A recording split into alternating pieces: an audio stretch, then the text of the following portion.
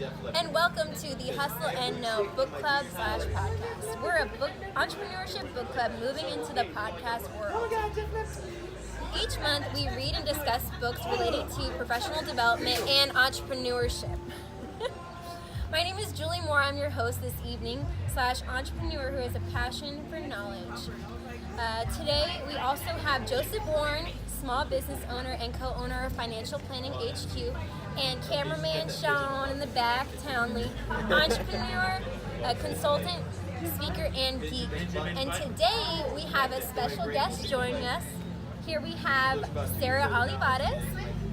Sarah serves as an entrepreneur with the Alamo College District called the Learning Company. Her program helps two-year college students learn and apply entrepreneurship principles to their startup ideas to launch actual businesses in San Antonio. Okay. Sarah's passion is supporting and empowering small business owners to pursue their interests in getting connected with local resources. Thank you, Sarah. Thank y'all. Today, we're going to be discussing the book Think and Grow Rich by Napoleon Hill. Classic. So without further ado, let's get started. In one word or sentence, give me your synopsis of the book. If you were the author, what main point do you want the reader to take away from this book? How about Sarah, our honored guest?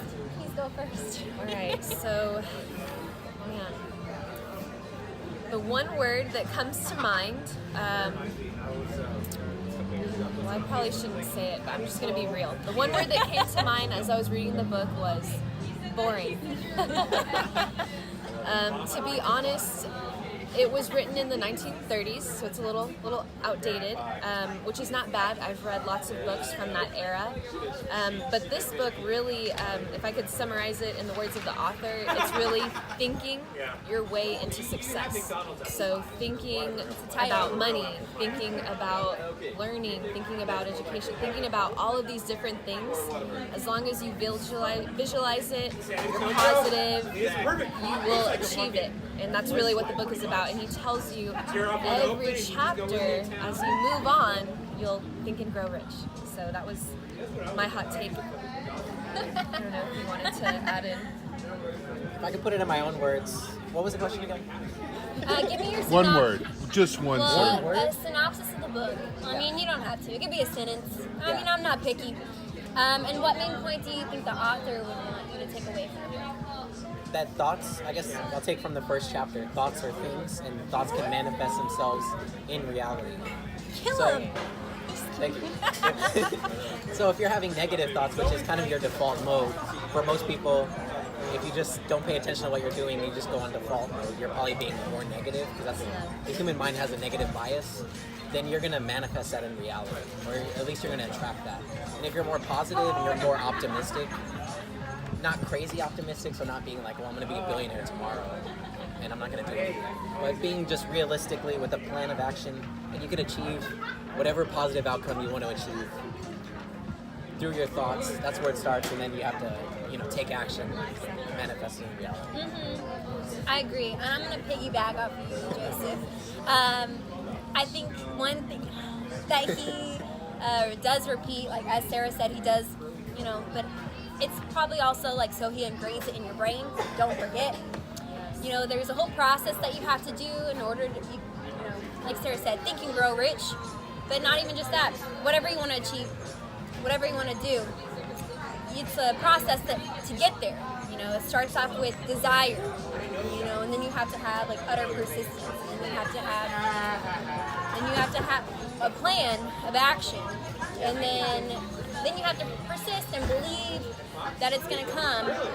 And then also there's other steps, like he talks about a mastermind group, so surround yourself with other people that are going to help you get there, and get feedback from others. But you also have to be really confident in your decision. You can't be wishy-washy. Oh, I think I want this. No, you have to really, really, really, really want it, or you're not going to get shit. All right, come on, crew. This was a softball. The name of our group is Hustle and Know, right? So this Think and Grow Rich thing is just the start. It's just to think where you want to go. Yes. But the preparedness, that's the one word I wanted to Emphasize, yeah. Absolutely. Thank you, Getting Shawn. up in the morning and saying what you want, first of all, and saying it before you go to bed, puts your mind in a certain focus. So this isn't the secret. This isn't, hey, I'm going to wish for the best and hope the universe brings it to me. This is all about hustling and knowing and preparing yourself and getting a brain trust. So I think there's more to this story. There's a reason why it's a top 10 book. I don't think it's hocus pocus. This isn't mysticism. I think you have to work hard to get where you want to go. That's true. And I mean, he does say that in the book. There is like some scientific, like, they've been studying the brain and like our vibrational and how we're all energy, you know, and thoughts And become sex things. and sex and sex. Okay, I mean, there that was a lot was of a that. chapter. That was a chapter. Yeah, I was like, okay. But in general, thoughts become, we're all energy, we're all vibrations, and we can manifest what we want because we're energy. Like, I mean, I liked the concept. Like, Yeah. if you think really hard and you apply it and Yeah. you just keep telling yourself and motivating yourself, I agree, it works. It was just very repetitive after Right. every chapter. If you keep reading further, to me, it felt like a TV show. Keep watching next week, and you'll find out. So he did build up like that in the book. That yes. is a good point. So it built up, but to me, that part just felt unnecessary. I don't know. Overall, though, the message was positive. I mean, I practice that every day before I even read the book, and that's Right, something I right. always do. So Yeah, exactly. And that's was- another thing I want to emphasize about is that he does say you can't just say things like, I want this and get it. You have to actually feel it and have emotions for it. You can't, like, just saying anything over and over, but without feeling it and actually believing it, and, like, that's not going to do shit. Yeah. So that goes hand in hand. absolutely. And I do have one more thing to add before we move on to the next question. Is I take notes. The purpose of this book is to present to all ego, want the knowledge, the most dependable philosophy to which individuals accumulate riches in whatever amount they desire. Basically, the purpose of this book is to remove all ego. And, you know, you have to gain knowledge and you'll accumulate whatever you want without ego, though. Be humble. Check ego. I like that. Okay, that's from Napoleon Hill's words. Okay, next question. Tell us what you liked best about the book and what you disliked about the book. I think we know. Is there a dislike What I about the disliked, book? yes. But But, go ahead and continue. yeah, What did you like best about I'll it? continue. I really liked that in certain points of the book they told you how.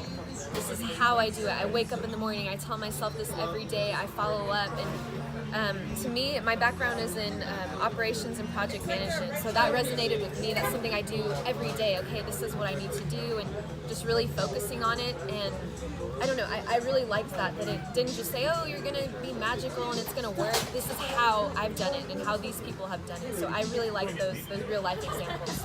So that was one of my favorite parts of the book is that. Good. What about you, Joseph? What I liked most? And least, both. And least. Well, starting with what I liked most, I liked that there was a lot of stories and examples that were very easy to understand.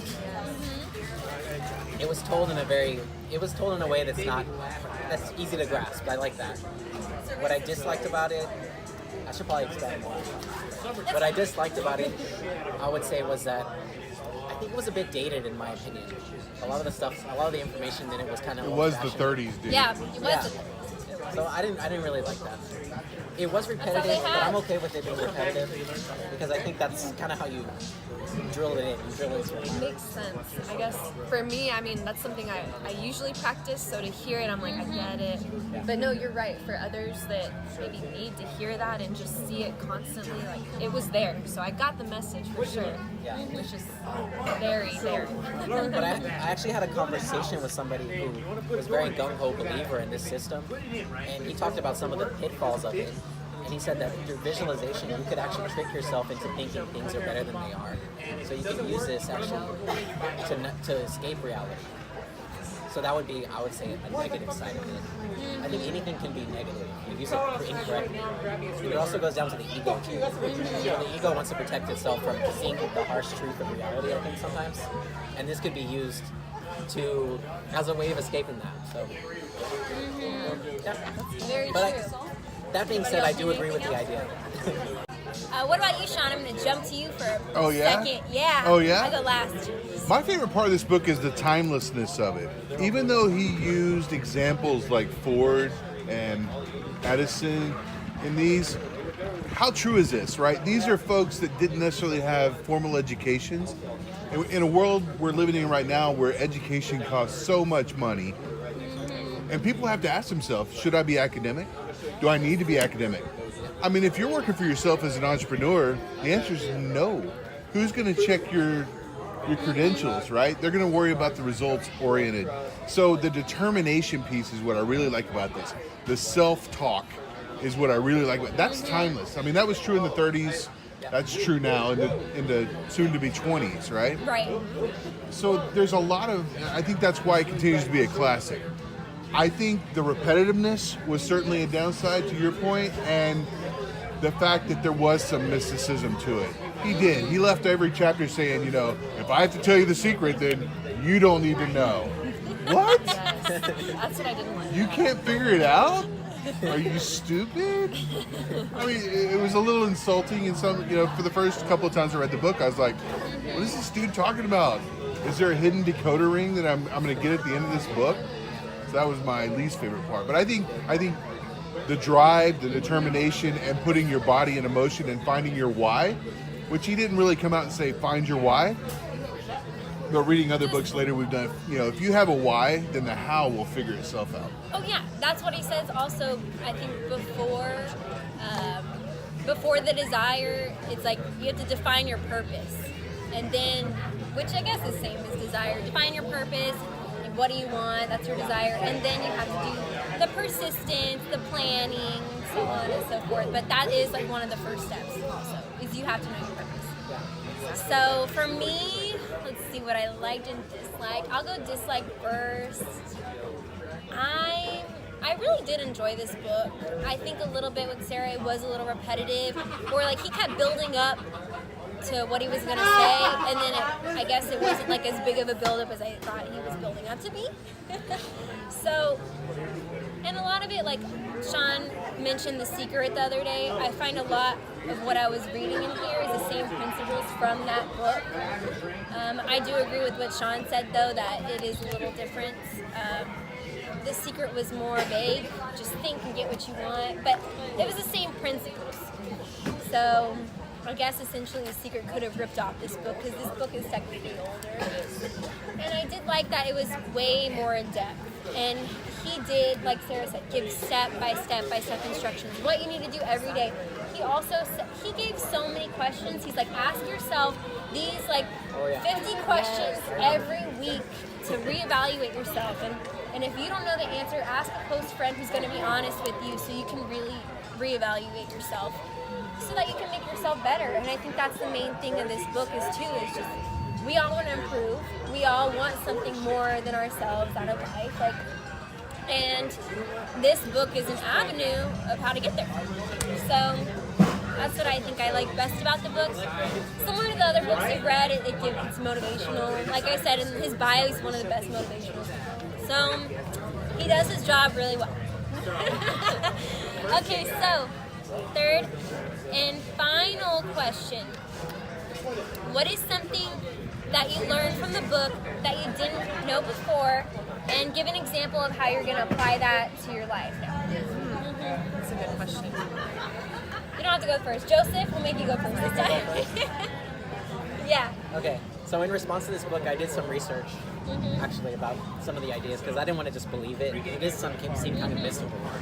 And I did find that you can actually train your subconscious mind to be attracted to certain things. There's actually a part of the mind called the reticular activating system.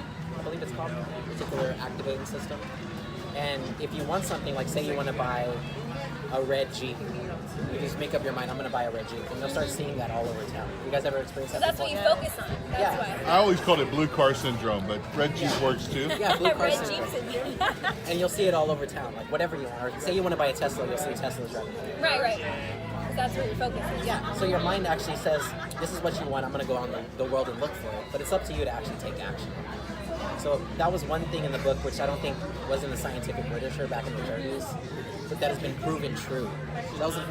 That's why it's a classic. That's why it these really deep truths that people believed in. Good. So, what are you going to apply in your life now? I was doing visualization before I read the book. Yeah, but what's something new you're going to apply? I guess a lot of more reflecting on and questioning myself and what my weaknesses are. I think that's what I'll look for. It's like, Good, yeah. what are my weaknesses and what can I improve? Because there was a part at the end of the book where I just asked you, like, you were talking about like 150 questions. Try to find where your weak points are. And that really got me thinking, like, hey, there's some areas here where maybe I could be better. Yeah. That's what I'll do. Definitely. And I'll continue the visualization, which is my focus. Good. Okay. I learned so much, even though, It's tough. despite it was hard to read at times. I guess the things that I've been doing already that I called project management, it's desire. I guess I never thought to put that word, desire. That's what I want. I just said, I want this, I need it, it has to happen. But I guess for me, learning to define things a little bit more clearly. So like you said, asking those questions. Like I asked myself those questions and I'm like, well, I can't answer all of these. So I need to go back and figure out, okay, why, where do I go from here? Yeah, So, and that's also what he says. He's like, whatever question he asks, he's like, oh, if you don't know, then why? Like, Yeah, he why? wants you to dig deeper, so you really know yourself. I guess, but true, really from the book, I learned more about myself. I'm like, man, I thought to ask some of these questions, but not those. I mean, it was really interesting, and so that, and then being able to define what I'm doing. It is desire, it is this, and I never thought to do that. So now to take this with me in communicating my vision, specifically for my program, for my new role with the city. Now I can say, okay, this is my desire, and I just feel like defining that and saying that is more powerful than just, oh, this needs to get done. It's a desire, and I feel like you will not only motivate yourself, but you'll motivate people around you, and they'll be like, oh wow, she desires that. That's a cool thing. I want to be part of it. And so it's back into the whole positivity, and I don't know. I mean, it just full circle. Like it just came around, and I really thought about myself and where I'm going. So I loved that part of it, and that's what I'm going to take away. Just keep going, keep pushing. It was good. Okay, Shawn. I think what I learned in this book that I really want to apply going forward is the desire piece. If you don't get tingly about what you're doing, chances are you are going to be uphill the whole time. I've noticed that when I'm starting to do my blogging, which I have to force myself to do, when I start writing my speeches and stuff like that, I'm like, it's like going to the gym. It's like, but once I'm there, I'm like, oh, I have so many words. Look, I'm flowing. I'm going to have to start speaking out loud and let the dictation do it because I can't type fast as my brain's going, right, kind of deal. But there's other things that I'm trying to do to be successful that there's just no want to. There's no umph. And so I think that's the thing I learned from this book. The self-talk, which when I started doing mindfulness, I thought it was kind of hocus pocus. It works, right? So the self-talk, I'm probably going to have to do that too. And if I don't get tingly, what's the lady now that if you pick up your things and if you don't feel like Joy. Yeah, if you don't feel joy, you like thank it and you throw that shit away, Asian right? lady on Netflix. Marie Kondo. Mary Kondo, yeah. I think I'm gonna have to do that with ideas. I'm gonna have to do that with the intangibles. Yes. So I think that's what I'm gonna have to do going forward. Revisit this. If it doesn't make me warm and fuzzy, or if I don't get into a flow doing it, I'm gonna have to go, man, that's really a good idea. Don't do it. I do have a rebuttal to that. Maybe a hot take. Okay, Lovely, just so you know. lovely. Just so, while you're saying that, it reminded me of something that Robert Kiyosaki said. You're out of frame, sir. One of the books that we read in the past was Rich Dad, Poor Dad, and I've been listening. He has a little YouTube channel, like Millennial Money and stuff like that. And I think one of the ones I watched, he was basically saying same thing. You know, like a lot of people don't know what their passion is in life, and they think that all the little things that get you there, you should be passionate about too. But he's like, that's not necessarily the case. So, for example, he's like passionate about real estate. Well, you know, he has to take real estate courses, or he has to also do accounting for his business, you know, so that he can be successful in his real estate. Now, it doesn't mean he really likes accounting and it's like his passion, but he knows he's got to do it to get to his passion. So also, it could just be a means to an end, Shawn. Just think that next time when you're thinking about blogging. To your point. Point is, that was just my quick rebuttal. Sometimes you have to push through. I get that. Yeah, push through, but like, and also, if you really hate it that much, you can outsource. Like how we've talked before about you really not liking or understanding social media, outsource, pay somebody to do it for you. So My 16-year-old son. exactly, problem solved. I'm pretty excited about this question for me. So something that I learned that I didn't know before. So like as I've told Sarah and them before, like I have watched The Secret in the past, and then I read this book, for this purpose, and I noticed a lot of similarities, but also a lot of differences. But one thing that I noticed that I didn't know before was in those steps too, he does talk about like with your purpose, another thing that you have to do is you have to figure out how you're going to give back. The Secret doesn't ever say anything about that. Sorry to mad about the movie, but it's just like, oh, think about what you want, desire it, visualize it, oh, you'll get it. But no, like in this book it says, yeah, you need to know what you want, but like if you want all this money, you want $1 million, okay, but what are you going to use the money for? Like how are you going to give back? Yeah, What to the community. What sacrifices are you making to help others?